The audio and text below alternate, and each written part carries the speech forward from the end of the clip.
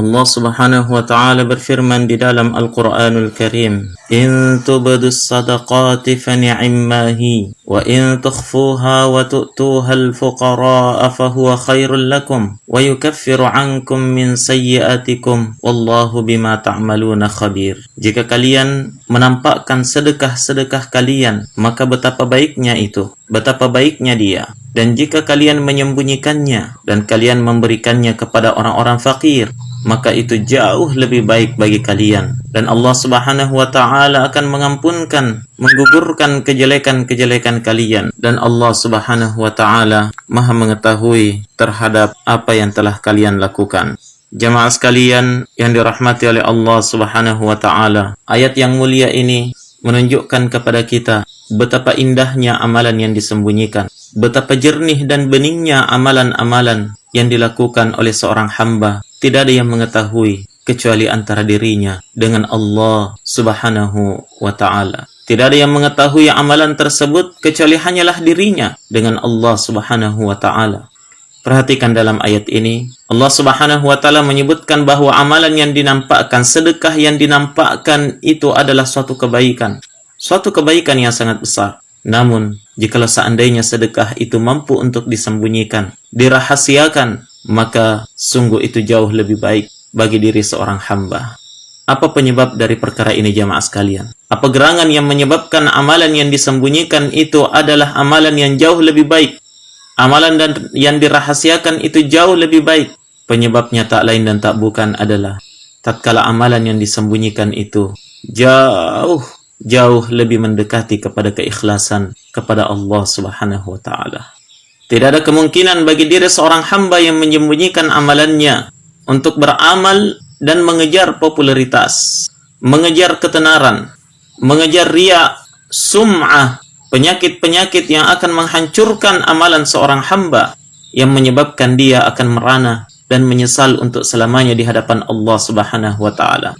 Penyakit-penyakit yang menyebabkan seorang hamba itu tidak mendapatkan apa-apa pada hari kiamat. Wa qadimna ila ma 'amilu min 'amalin faja'alnahu haba'an mansura. Kata Allah Subhanahu wa ta'ala, dan kami akan nampakkan pada hari kiamat seluruh amalan yang telah mereka lakukan di dunia. Namun kami jadikan amalan itu bagaikan debu yang berterbangan, tidak bermanfaat sama sekali disebabkan karena keikhlasan yang rusak. Maka dari itu jamaah sekalian, Allah Subhanahu wa ta'ala menyebutkan dalam ayat ini bahwa sedekah yang disembunyikan itu jauh lebih baik bagi seorang hamba. Dan inilah yang akan mendatangkan kecintaan Allah Subhanahu wa ta'ala pada diri seorang hamba. Allah lebih mencintai hamba-hamba yang memiliki rahasia antara dirinya dengan Allah di dalam amalannya. Dalam hadis Sa'ad bin Abi Waqqas radhiyallahu ta'ala an, yang diriwayatkan oleh Imam Muslim dalam sahihnya, kata Nabi sallallahu alaihi wa ala alihi wasallam, "Innallaha yuhibbul 'abda at-taqiyyal ghaniyyal khafi." Sesungguhnya Allah Subhanahu wa ta'ala mencintai seorang hamba yang taqi, punya sifat ketakwaan, al-ghani, yang senantiasa merasa cukup, dan al-khafi, seorang hamba yang senantiasa bersembunyi, yakni menyembunyikan setiap amalan yang memungkinkan untuk dilakukan secara sembunyi antara dirinya, yang mengetahui hanyalah dirinya dengan Allah Subhanahu wa ta'ala.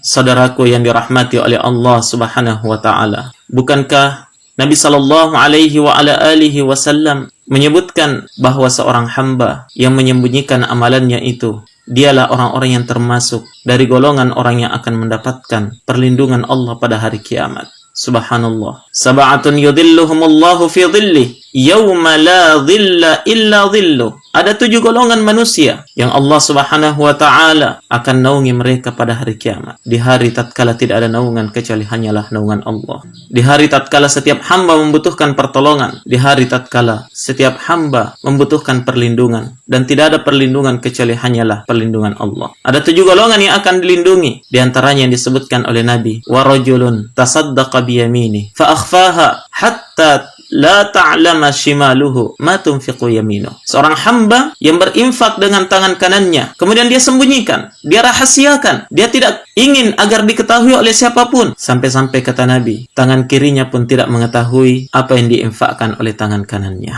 Subhanallah. Itulah amalan yang sangat afdal, amalan yang menunjukkan keikhlasan seorang hamba, ketulusan hati dalam beribadah kepada Allah, tidak mengharapkan apa-apa kecuali mengharapkan wajah Allah Subhanahu wa taala semata, mengharapkan apa yang ada di sisi Allah Subhanahu wa taala. Itulah hamba yang ikhlas. Jangankan ingin dipuji, jangankan menginginkan ketenaran, jangankan menginginkan sesuatu dari perkara dunia, dari manusia yang ada di tangan manusia. Cukuplah menunjukkan seorang hamba itu cacat keikhlasannya dalam beramal. Tatkala dia beramal, namun dia senang jika diketahui oleh orang lain. Cukup menunjukkan cacatnya keikhlasannya kepada Allah Subhanahu wa ta'ala. Nabi sallallahu alaihi wa ala alihi wasallam menyebutkan bahwa amalan itu semuanya afdal, tapi yang paling afdal adalah yang tersembunyi. Bukankah Nabi menyebutkan di antara contohnya, kata Nabi, afdalus salati ba'dal fariidati salatul lail. Salat yang paling afdal setelah salat wajib itu salat apa? Salat lail. Salat yang ditegakkan di tengah malam, di sepertiga malam terakhir. Tidak ada yang melihat, tidak ada yang mengetahui. Yang mengetahui hanyalah Rabb yang dia sembah, Rabb yang dia ibadahi, Allah Subhanahu wa ta'ala. Hadirin saudara-saudaraku yang dirahmati oleh Allah Subhanahu wa ta'ala, mari kita mengintrospeksi diri kita masing-masing. Adakah amalan yang telah kita sembunyikan? Adakah salat? Adakah sedekah? Adakah zikrullah? Adakah qiraatul Quran? Adakah amalan-amalan yang telah kita sembunyikan? Tidak ada yang mengetahuinya kecuali hanya kita dengan Allah Subhanahu wa ta'ala. Yang mana itu adalah amalan nanti kita ketahui dan nanti kita menjumpai setelah dibukakan catatan-catatan amalan kebaikan itu di hadapan Allah pada hari kiamat. Adakah amalan yang tersembunyi antara diri kita dengan Allah? Mari kita periksa diri kita. Amalan apa yang telah saya lakukan? Mana amalanku yang telah saya rahasiakan dengan Allah? Atau semua amalan kita telah diketahui oleh manusia? La ilaha illallah. Mana amalan yang tersembunyi itu? Atau justru kita tidak memiliki amalan yang kita sembunyikan, amalan kebaikan yang kita sembunyikan, yang mengetahuinya hanya kita dengan Allah, tapi justru amalan yang kita sembunyikan hanyalah amalan-amalan keburukan. Rahasia kita dengan Allah hanyalah dosa dan kenistaan, hanyalah kejelekan di mata Allah Subhanahu wa ta'ala. Hanya itu yang kita sembunyikan. Adapun amalan kebaikan semuanya dinampakkan. Sufyan Ats-Tsauri rahimahullahu ta'ala menyebutkan dari Abu Hazim rahimahullah, beliau berkata, sepatutnya lah engkau menyembunyikan amalan kebaikanmu sebagaimana engkau menyembunyikan keburukanmu.